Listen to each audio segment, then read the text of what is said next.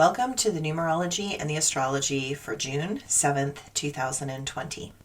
If you add all those numbers together, you get the number 17. And if you add the 1 and the 7 together, you get the number 8. The number 8 is about sadness and loss, grief. And while, as I am doing this on Saturday, are people marching on Washington, D.C. because of the sadness and the grief that they are feeling. I'm sure that's going to continue on Sunday. So, grief envelops us as we recognize how much suffering has been going on for so long. We are learning to find a new place of compassion. It is a painful place to find. It shocks us to watch the attacks happening on peaceful protesters. These are Americans exercising American freedoms. One of those freedoms is the right to peacefully protest.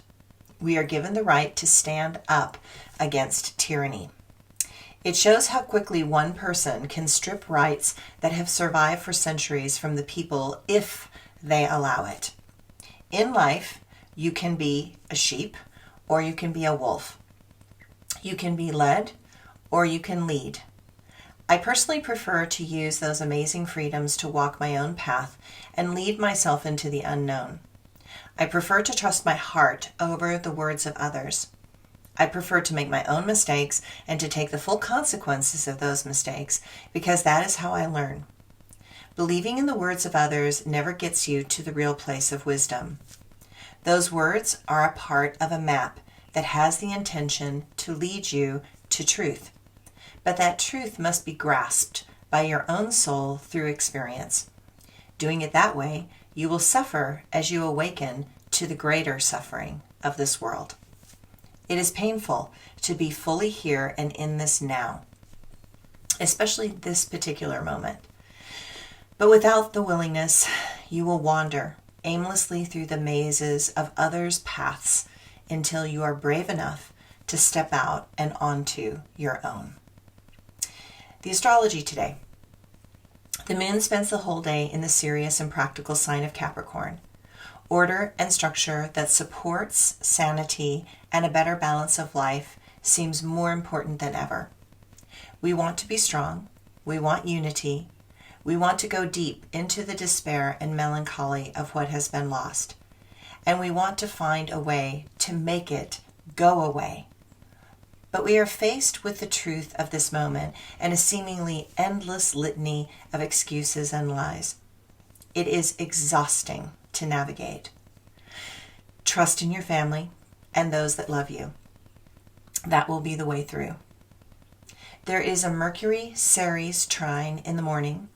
It is a time to have some healthy conversations and to think things through differently. Notice your choices and actions. Notice if your actions do not represent your highest self. Be careful. There is a great potential for misunderstandings right now. It becomes clear that you are going to have to make an adjustment to your path. If you do not have clarity on something, allow your mind to remain open.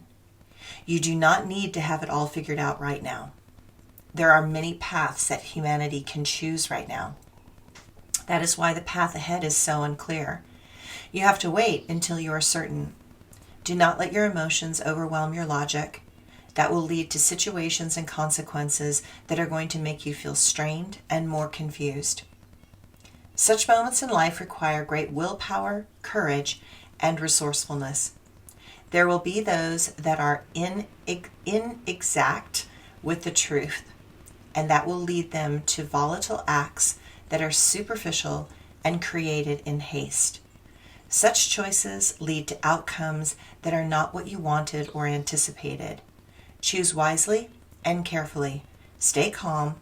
There is still much to unfold that you cannot see. My quote for today. So much sadness, so much pain, so much effort with so little gain. But onward we push, forward we go. We cannot go back because of all we now know. There has to be a way to turn the tide of hate. There is a way to make suffering abate. You will have to change. You will have to grow. you will have to find the truth by following the flow. May peace follow you wherever you go. May peace become the gift that you bestow. Okay, my blog for today. I expect as I write this, which is Saturday morning, that the protesters are going to be out in full force all over the nation. And as I'm doing this video, I find out that they are doing that. And I expect to see more expressions of American freedoms and the more expressions of American repression. We live in a world where those dualities have lived side by side for a long time.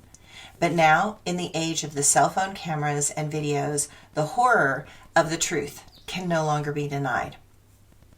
As I have said before, I have had a police officer in Texas point a gun at my head when I was about 7 years old.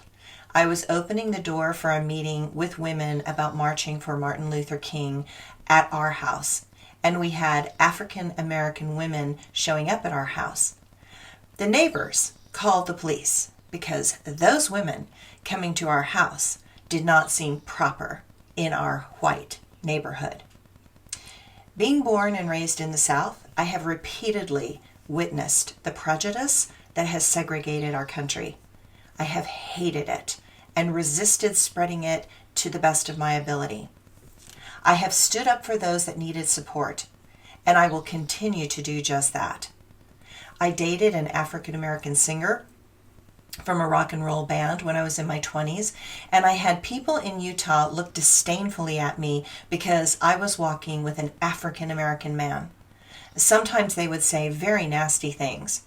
It is difficult to stand against such fear and hate that comes out of people when you do not fit into their pictures or behave in a way that is acceptable to their biases and prejudices. It is time to see all people as people that deserve equal rights and opportunities. Rules and laws need to be changed and strengthened to support a much needed better balance in how everyone is treated. I know we have a very long way to go, but I feel the momentum that is happening right now, and I want to catch the wave that will allow this moment to become a hurricane of rapid change that serves all of us. I want our country back, the one that showed that all people deserve a chance to make a better life for themselves. I believe that that is the American ideal. I believe that we have failed in our mission to sustain that ideal. I believe that we have lost respect and standing in the world that will not be easily reclaimed. But I am bound and determined to do just that. One word at a time, one sentence at a time, one idea at a time, and one hope at a time. Thanks, everyone. Have a great weekend.